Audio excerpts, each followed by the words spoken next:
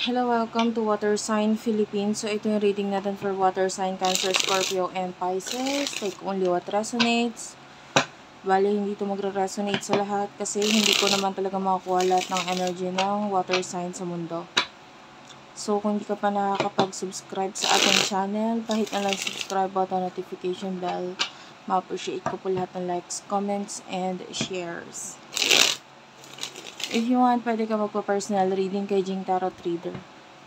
And by the way, open ako sa personal reading, pero dun sa aking TikTok shop yun, naka-promo pa yung aking reading doon. Astrological or tarot reading, ayan. Actually, crystal bracelet yun nakalagay doon. Pero naka-promo siya ngayon. And hanggang maubos lang yung bracelet. So, parang mga nasa 7 lang yon. So, technically, mga 7 readings lang yung pwede kong gawin. The rest, yung astrological reading, ayan, medyo marami-rami pa. So, kung gusto mo humabol, check mo na lang doon sa aking TikTok shop. Okay, what we have here for water sign. Gossip is here. You do have your racing and TikTok. I see you're very busy. Water sign. Parang lagi kami ginagawa. Parang, I don't know, you are always surrounded by a lot of people. Laging may mga nakapalibot sa'yo, nakapaligid. So, maybe there is this thing na naiiwasan mo, or maybe a person or a situation na kailangan mong harapin, pero parang wala kang choice kundi maiwasan, or nagkakataon na na hindi mo maharap kung ano man ito. But there's a deadline here, so maybe may kailangan ka talagang harapin or kausapin or what, but you're always busy. You do have your journal, so this is like you na pwedeng hindi mo masabi yung mga nasa isipan mo, mga plano mo, or maisakatuparan kung ano man ito. And because you are always busy or may ginagawa, and that this person is actually waiting sa estado, or maybe this is a person, yung iba kasi it's a situation na kailangan mong harapin, but nakikita natin that either yung iba pwedeng literal na iniiwasan, yung iba naman pwedeng masyado ka lang busy talaga. So, who is this person that you're dealing with pagdating sa love? Sino tong person na kakonect mo pagdating sa love? Spirit guides, angel guides, pagdating sa love. Sino tong person na kakonect mo pagdating sa love? One last shuffle. Okay. Sino tong person na ito nakakonect mo pagdating sa love? You do have your lockdown. Okay. And, threatened.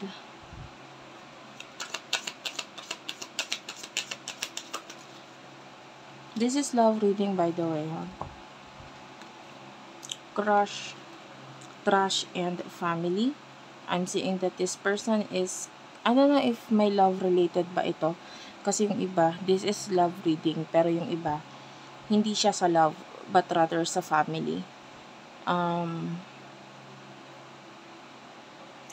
Okay, yung iba, may love talaga. There's love here. And this person wants commitment, no?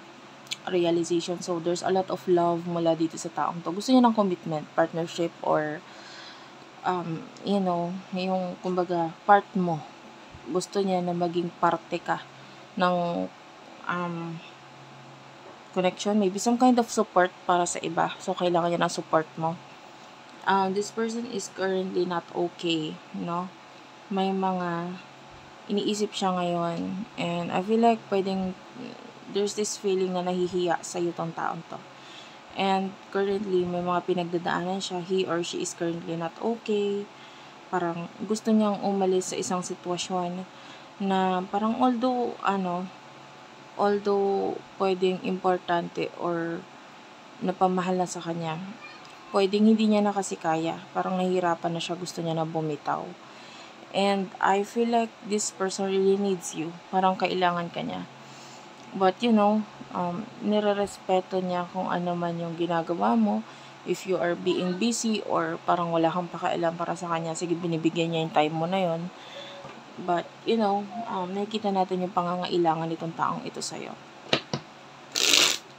So, ano yung emotion ninyo? Yung iba kasi pwedeng may mga gusto kang tapusin muna, ganon. You do have your love affair. So, divine masculine and entrapment. Emotion niyo sa isa't isa. You do have here anxiety.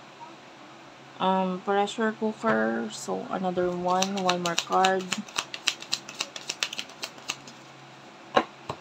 You do have here drastic, and bottom of the deck is the love.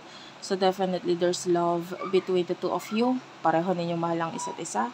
Love affair is here. But, maybe yung iba sa inyo, you're currently in a parang time kung saan kailangan mo munang maglaylo or wag magmadali pagdating sa buhay. For some of you, there's attachment talaga dito sa taong ito, no? But meron pa kasing ibang kumukuha ng attention mo, or maaaring ibang nangangailangan sa'yo, or may mga iba ka pang dapat asikasuhin or intindihin. But it doesn't mean hindi mo mahal yung tao. Mahal mo siya. And then this person is actually having a lot of anxiety, problems na parang may times na nape-pressure siya, napapagod siya, hindi niya alam kung anong gagawin niya. May mga gusto talaga siyang i-cut off. And maybe, kailangan niya yung tulong mo para magawa yung decision na yon. Or, wag mong ilagay sa hanging ito yung person na ito. Maybe there's something na kailangan yung pag-usapan. Kasi kung naghahang lang siya or naghihintay lang siya sa'yo without you, na kailangan yung explanation mo, kailangan niya ng tulong mo, or kailangan niya maging committed ka dito sa bagay nito. If you cannot promise yourself, parang at least bigyan mo lang siya ng peace of mind, no? I feel like this person wants to communicate or maayos na pag-uusap sa inyong dalawa. Hindi yung ganon, kasi talagang siya ang nahihirapan dito. Of course, you do have your reasons, pero naiintindihan niya yung reason mo. Pero yung tanong, ikaw ba naiintindihan mo yung reason niya or yung emotion niya? Kasi yung gusto niyang maintindihan mo ngayon is yung emotion niya. Okay? And then, what will happen in the future for the both of you, water sign? Some of you keep this person hanging Parang hindi mo tinapos. Parang, kumbaga sa tawag, parang inilagay mo lang siya sa hold. Alam mo yon, hindi siya nagkaroon ng kaliwanagan, hindi niya alam kung anong gagawin, etc. Magnetic lost is here, and one more card, roller coaster. And then one more, let's get more cards para naman sa side ng person na ito. You do have here triggers, drama queen, and love. So, yung emotion sa inyo, hindi ko nakikita na nawawala yon. It's just that you keep on, alam mo, yung iba sa inyo pwedeng ikaw yung nagre-resist, ikaw yung nagpipigil, ikaw yung nag-i-stop na matuloy kung ano yung magandang connection or partnership or situation na dapat kinalalagyan ninyong dalawa. Kasi you are the one na nag-handle ng connection na ito, no? And for what I can see here with the trigger, this person, may mga bagay na pinupush siya, especially pagdating sa connection ninyo. And minsan masakit para sa kanya kung hindi niya nararamdaman na parang sumasama ka or gusto mong sumama sa kanya, sa mga plano niya, sa future niya, etc. May mga times na parang nararamdaman niya na you have your own decision, na parang wala kang pakialam sa akin, while yung person na ito is already thinking about the future, na nakasama ka doon sa future na yun. But on the other hand, ikaw kasi parang may sarili kang direction, may gusto ka pang puntahan, may mga gusto ka pang i-explore, maaaring maramdaman ng person mo yun. And of course, that would give this person a lot of pain, Pero para sa kanya, of course, hahayaan niya. Kumbaga, kung yun yung makakapagpasaya sa'yo kasi mahal ka niya eh. 'Di ba? And, I feel like yung alam ng person mo na you still want to, try na maging, mag-explore ng mga ibang bagay sa buhay mo. So, if you're already in a relationship, gusto niya nang mag-settle. Yun lang yun. Gusto niya nang settle. Gusto niya nang makuha yung mga bagay na kailangan niya kasama ka. Okay? But on the other hand, pwedeng hindi mo pa ma-commit ang sarili mo kasi pwedeng yun nga, gusto mo pang matry yung ibang bagay. Or hindi mo pa natatry. Okay? Sa inyong dalawa, actually, mas nakikita ko sa kanya yung maturity. But, for what I can see here, you do have your synchronicities. So, yung mga bagay na gusto mong maranasan, ma-experience, pwede mo nang ma-experience yun kasama itong person na to. So, ang kulang lang talaga is pag-uusap. So, thank you for watching guys. I love you all and bye-bye.